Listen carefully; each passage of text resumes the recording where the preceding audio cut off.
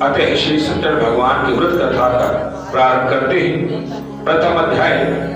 एक समय नेमी शरण तीर्थ के शौनक आदि 88,000 ऋषियों ने सूर्य से पूछा, हे प्रभु, इस कलयुग में वेद विद्या रहित मनुष्य के प्रभु भक्ति किस प्रकार मिलेगी तथा उनका उद्धार कैसे होगा?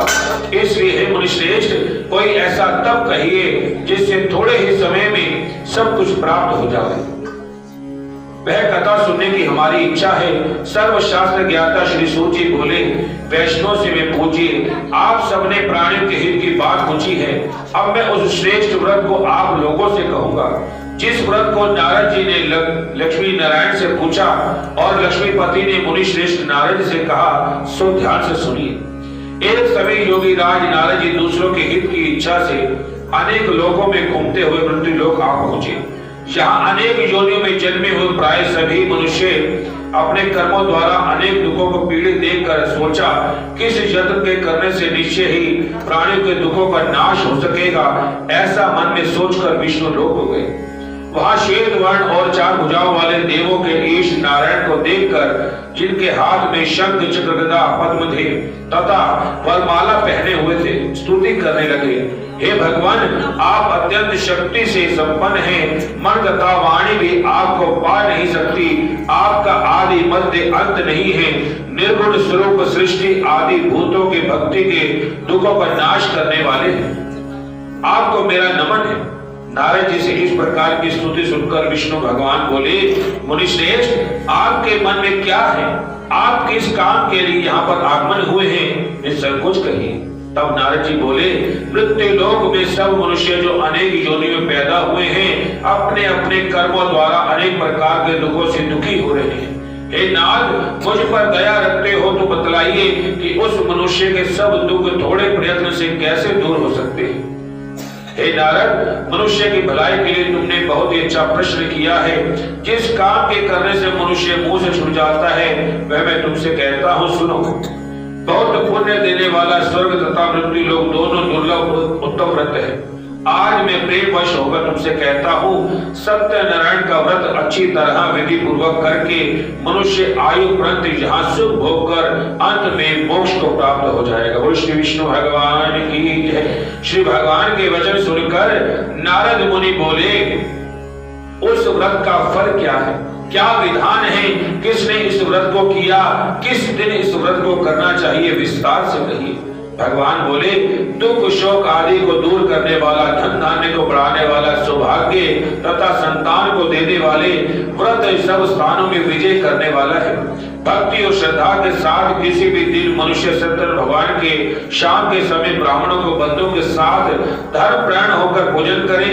भक्ति भाव से नैवेद्य आदि केले, फल, घी, दूध और चूर्ण सवाया लेवे।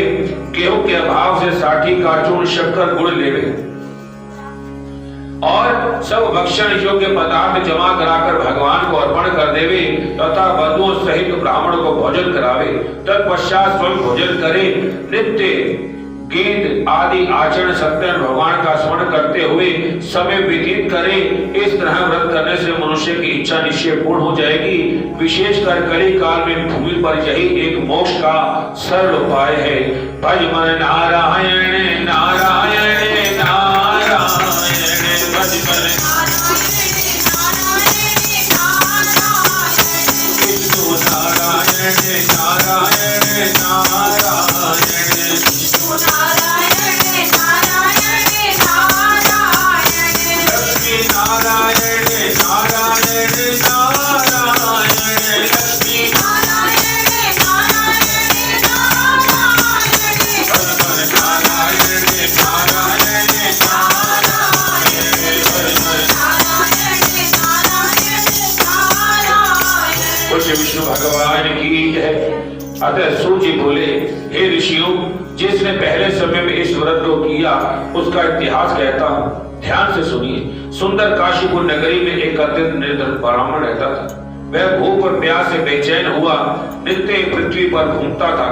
ब्राह्मणों से प्रेम करने वाले भगवान ने ब्राह्मण को दुखी देखकर बूढ़े ब्राह्मण का रूप धारण करके उसके पास आदर से पूछा, हे विप्र, नित्य दुखी हुए पृथ्वी पर क्यों घूमते हो?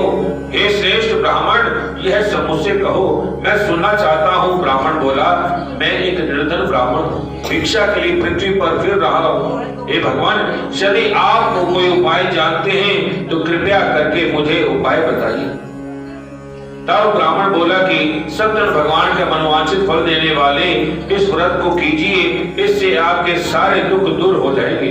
ब्राह्मण का व्रत का सारा विधान बदलाकर बूढ़े ब्राह्मण का रूप धारण करने वाले सत्यनारायण भगवान जी अंतर्ध्यान हो गए। जिस व्रत को व्रत ब्राह्मण को ने बतलाया, मैं उसे अवश्य करूंगा, यह निश्चय करके वे रात्रि को निद्रा ली। वह सवेरे उठकर सत्यनारायण भगवान का व्रत का निश्चय करके भिक्षा के लिए चल दी। उस दिन उसको भिक्षा में बहुत सा धन प्राप्त हुआ, जिससे बंधु बांधवों के साथ उसने सत्यनारायण भगवान का व्रत किया। इसके करने से वह ब्राह्मण सब सुखों दुखों से दूर होकर अनेक प्रकार के संपत्तियों से युक्त हुआ। उस समय वह ब्राह्मण हर मास व्रत करने लगा। इस तरह सत्यनारायण भगवान के व्रत को जो करेगा वह सब पापों से छूटकर मोक्ष को प्राप्त हो जाएगा। वो श्री विष्णु भगवान की जय। आगे जो पृथ्वी पर सत्यनारायण भगवान का करेगा व्रत, वह मनुष्य सब दुखों से छूट जाएगा। इस तरह नारद जी ने नारायण को कहा कि वे व्रत अवश्य करेगा। हे विप्रो, मैंने अब जो कहा है उसको सुनिए। ऋषि बोले कि हे मुनीश्वर, संसार में इस ब्राह्मण को सुनकर किस किसने इस व्रत को किया, हम सुनना चाहते हैं। इसके लिए हमारे मन में श्रद्धा है। सूत जी बोले कि हे मुनियों, जिसने इस व्रत को किया वह अब सुनो। एक समय एक ब्राह्मण धन और ऐश्वर्य के अनुसार बंधु बांधवों के साथ व्रत करने को तैयार हुआ। उसी समय एक लकड़ी बेचने वाला बूढ़ा आदमी वहां पर आया। बाहर लकड़ियों को रखकर ब्राह्मण के मकान में गया। प्यास से दुखी लकड़हारा अपने व्रत करते हुए ब्राह्मण को नमस्कार करके कहने लगा, आप ये क्या कर रहे हैं? इसके करने से क्या फल प्राप्त होता है? कृपया करके मुझे बताइए। ब्राह्मण ने कहा, सब मनोकामना को पूर्ण करने वाले ये सत्यनारायण भगवान का व्रत है। इसकी कृपा से ही मेरे यहाँ पर धन धान्य आदि की वृद्धि हुई है। ब्राह्मण से इस प्रकार के जानकारी लेकर लकड़हारा बहुत प्रसन्न हुआ। चरणामृत लेकर प्रसाद खाने के बाद अपने घर को गया। लकड़हारे ने अपने मन में इस प्रकार का संकल्प किया कि आज ग्राम में लकड़ी बेचने से जो भी धन प्राप्त होगा उसी से सत्यनारायण भगवान देव का व्रत करूंगा। मन से विचार वह बूढ़ा आदमी लकड़ियों अपने सर पर रखकर जिस नगर में धनवान लोग रहते थे वह ऐसे सुंदर नगर में गया। उस रोज वहां पर उसे लकड़ियों के जो दाम थे चौगुने मिले। वह बूढ़ा लकड़हारा दाम को लेकर अति प्रसन्न होकर पक्के केले की फली, शक्कर, घी, दूध, दही और गेहूं का चूर्ण इत्यादि सामग्री भगवान के व्रत की कुल सामग्री लेकर अपने घर को गया। फिर अपने भाइयों बंधुओं को बुलाकर विधि से भगवान का पूजन किया। उस व्रत के प्रभाव से बूढ़ा लकड़हारा धन धान्य पुत्र आदि से युक्त हुआ और संसार के समस्त सुख को भोगकर वैकुंठ धाम को चला गया। श्री विष्णु भगवान की जय। भज मन नारायण नारायण नारायण, विष्णु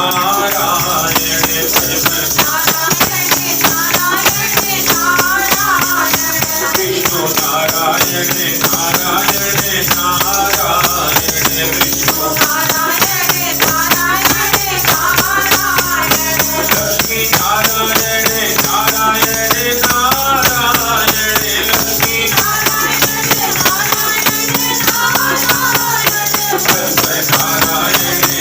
नारायण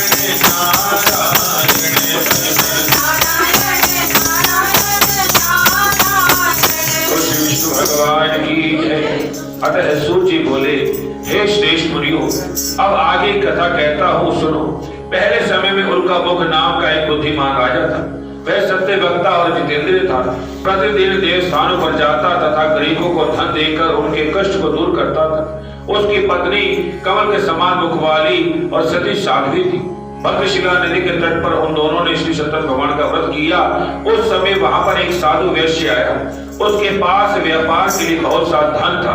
वह नाव को किनारे पर ठहराकर राजा के पास आ गया और राजा को व्रत करते हुए देखकर विनय से पूछने लगा कि हे राजन, भक्ति युक्त चित्त से आप ये क्या कर रहे हैं? मेरे सुनने की इच्छा है, सो आप यह मुझे बतलाइए।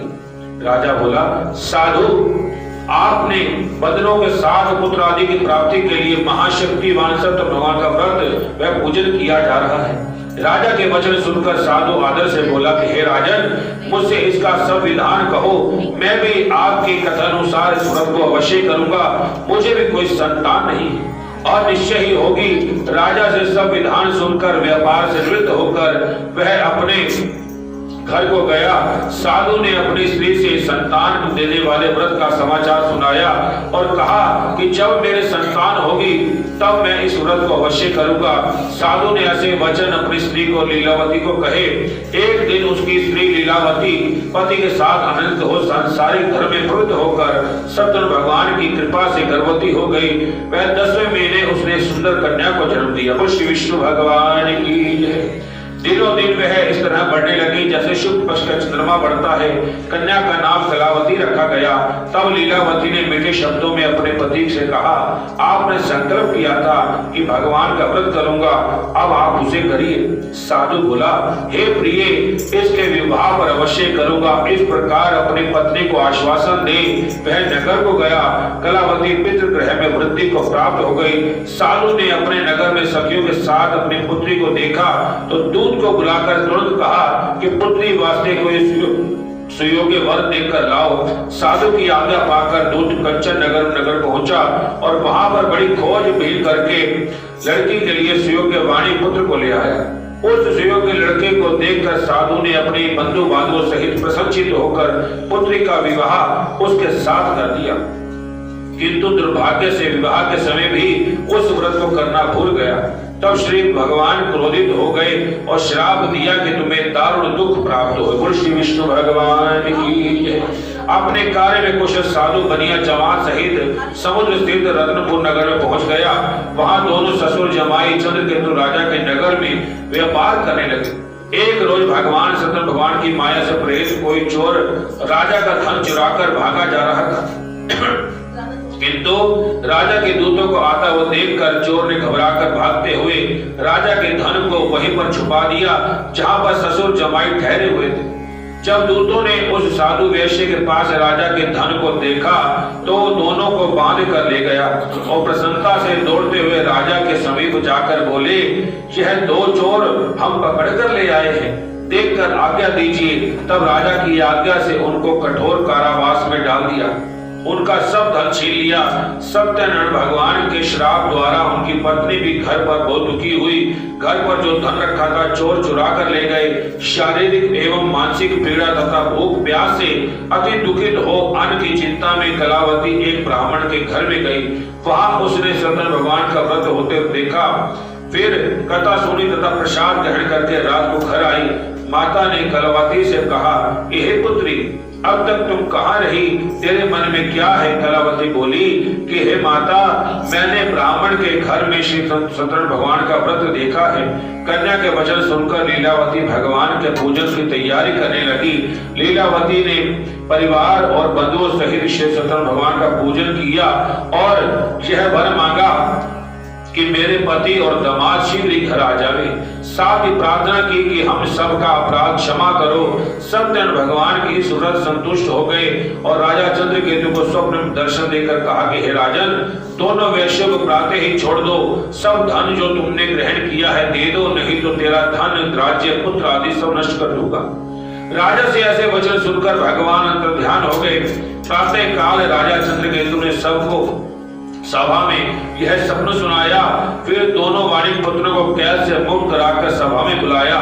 दोनों ने आते ही राजा को नमस्कार किया। राजा मीठे वचनों से बोले कि हे महानुभावो, भावी वर्ष ऐसा कठिन दुख प्राप्त हुआ है, अब तुम्हें कोई भय नहीं है। ऐसा कहकर राजा ने उसको नए नए वस्त्र आभूषण पहनाए और उनका जितना धन लिया था उसे दुगना देकर उनको आदर सहित विदा किया। दोनों वैश्य अपने घर को चले गए। श्री विष्णु भगवान की भज मन नारायण नारायण नारायण भज मन नारायण नारायण नारायण विष्णु नारायण नारायण नारायण विष्णु नारायण नारायण नारायण नारायण लक्ष्मी नारायण नारायण नारायण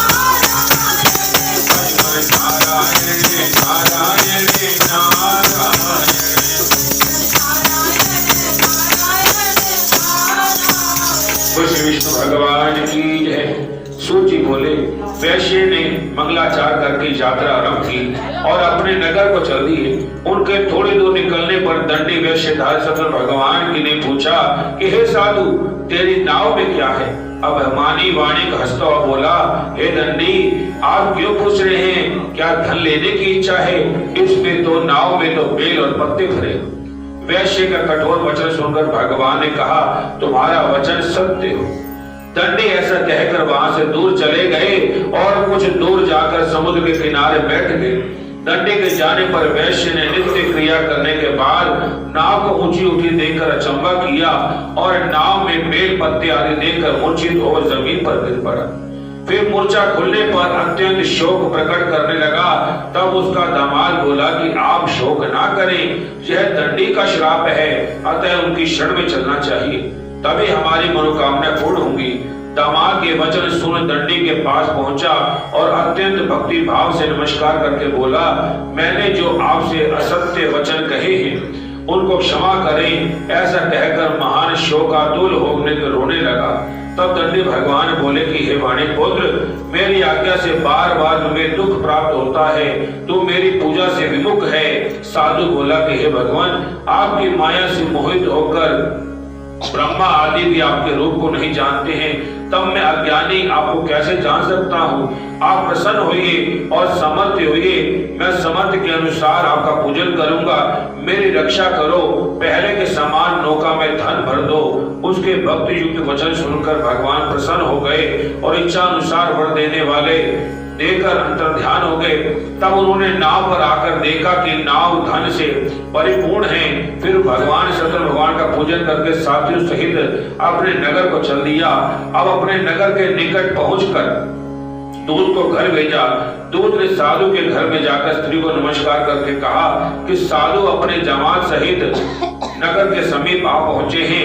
ऐसा वचन सुनकर स्त्री ने बड़े हर्ष के साथ सत्यदेव का पूजन का किया और पुत्र से कहा कि मैं अपने पति के दर्शन को जाती हूँ, तू कार्य पूर्ण करके शीघ्र आ जाना। माता के ऐसे वचन सुनकर कलावती प्रसाद छोड़कर पति के पास गई। प्रसाद की अवज्ञा के कारण सत्यदेव जो रुष्ट हो गए, उसके पति को नाव सहित समुद्र में डुबा दिया। कलावती अपने पति को ना देखकर रोती हुई जमीन पर गिर पड़ी। इस तरह नौका को डूबा हुआ तथा कन्या को रोता हुआ देखकर साधु दुखित होकर बोला कि हे प्रभु, मुझसे या मेरे परिवार से जो भी भूल हुई है उसे क्षमा कीजिए।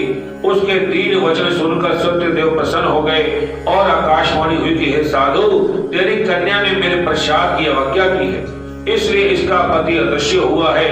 यदि वह घर जाकर प्रसाद ग्रहण कर ले और लौट आए, इसका पति अवश्य मिलेगा। ऐसी आकाशवाणी सुनकर कलावती ने घर पहुंचकर प्रसाद ग्रहण किया। फिर आकर पति के दर्शन किए। तत्पश्चात साधु ने बांधों सहित सत्यदेव का विधि पूर्वक पूजन किया और उस दिन से पूर्णिमा को सत्य भगवान का पूजन करने लगा। फिर इस लोक को सुख भोग कर अंत में विष्णु लोक को स्वर्ग लोक को प्राप्त हुआ। श्री विष्णु भगवान की जय। भज मन नारायण नारायण नारायण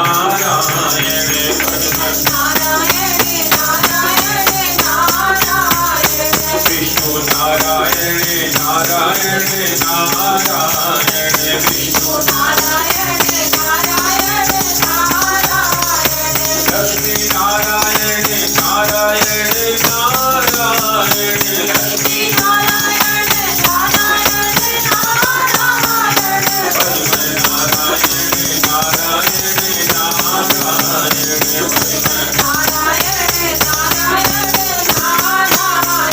विष्णु भगवान की जय। सूची बोले, हे ऋषियों, मैं और भी कथा कहता हूँ, सुनो। प्रजापालन में लीलद्रंगध्वज नामक राजा थे। उसके भी भगवान का प्रसाद त्याग कर बहुत दुख पाया। एक समय वन में जाकर वन्य पशु के मारकर बड़ के पेड़ के नीचे आए, वहां उसने ग्वालों को भक्ति भाव से बांधो सहित सतन भगवान जी का पूजन करते देखा। राजा देखकर भी अभिमानवश वहां नहीं गया और ना ही नमस्कार किया। जब ग्वालों ने भगवान का प्रसाद उसके सामने रखा तो प्रसाद को त्याग कर अपनी सुंदर नगरी को चला गया। वहीं उसने अपना सब कुछ नष्ट पाया। वह जान गया ये सब भगवान ने किया है। तब वह विश्वास करके ग्वालों के समीप गया और विधि पूर्वक पूजन करके प्रसाद ग्रहण करके सत्यदेव भगवान के कृपा से पहले जैसे था वैसे हो गया। फिर दीर्घ काल तक सुख भोग कर मरने पर स्वर्गलोक को गया। जो मनुष्य इस परम दुर्लभ व्रत को करेगा, भगवान की कृपा से धन धान्य की प्राप्ति होगी, निर्धन धनी होगा, बंदी बंधन से छूट जाएगा, मुक्त होकर निर्भय हो जाएगा, संतानहीनों को संतान की प्राप्ति होगी तथा सब मनोकामनाएं पूर्ण होंगी। अंत में बैकुंठ धाम को प्राप्त होंगे। जिन्होंने पहले इस व्रत को किया, अब उनके दूसरे जन्म की कथा कहता हूँ। व्रत शतानंद ब्राह्मण का ने सदामा का जन्म पाकर मोक्ष को पाया। उनका मुख नामक राजा दशरथ होकर बैकुंठ को प्राप्त किया। साधु नाम के वैश्य ने मोरध्वज बनकर अपने पुत्र को आरे से चीरकर मोक्ष को प्राप्त किया। महाराज धर्मध्वज ने स्वस्थ होकर भगवान के भक्ति युक्त कर्म की मोक्ष प्राप्त की।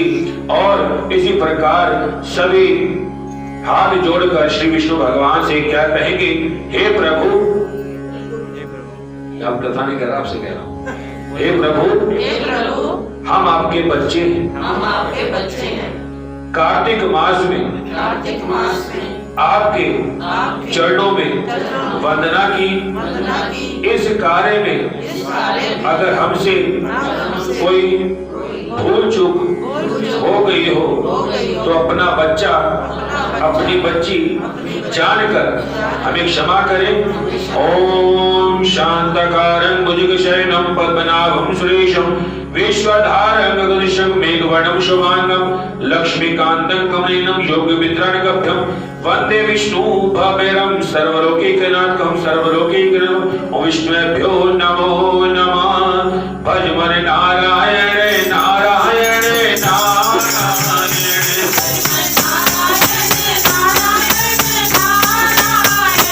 विष्णु नारायण नारायण नारायण।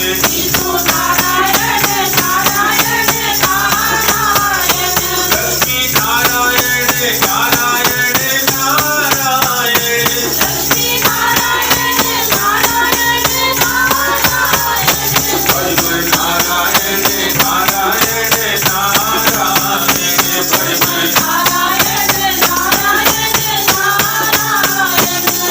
भगवान